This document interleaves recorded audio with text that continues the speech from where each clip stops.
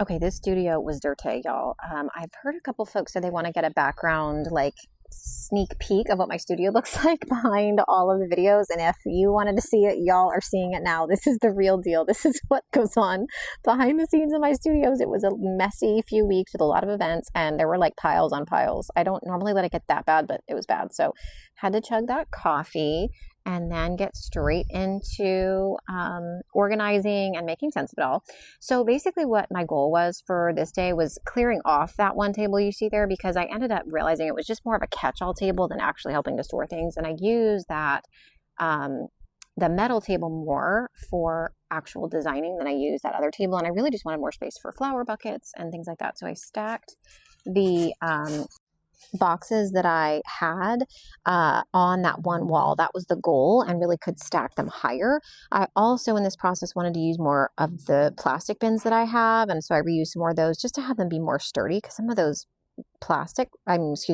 paper boxes don't end up working well over the years. You know, they get beat up and maybe they get rained on or whatever at events. So anyway, I started to kind of organize putting all of those boxes together based on like vase size. And here you can see one of the plastic bins. And I'm just putting, in this case, LED taper candles and holders into that one bin. And what I'm doing here also is checking to make sure that the batteries inside them still work before I put them away. And then I have for these a really amazing little remote, which I love. So I was just checking that they were turning on and off properly, got some goop off of them. And then I'm organizing some more candles here.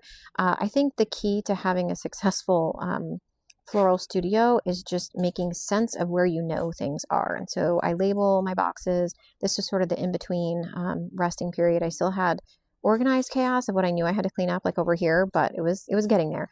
And I have waterproof vinyl floors in my studio, which I love. They're very easy to clean. Even my kids help out. And I have another video about the things that I would recommend for a floral studio, which definitely include vinyl floors.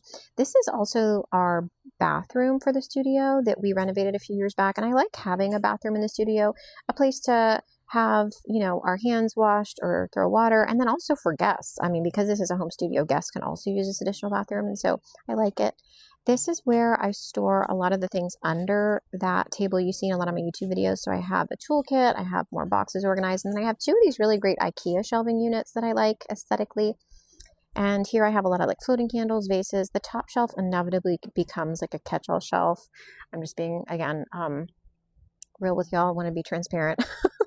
And so, you know, I have like these really great ceramic vases, pin progs, corsage pieces, and then sort of more catch-all on the top.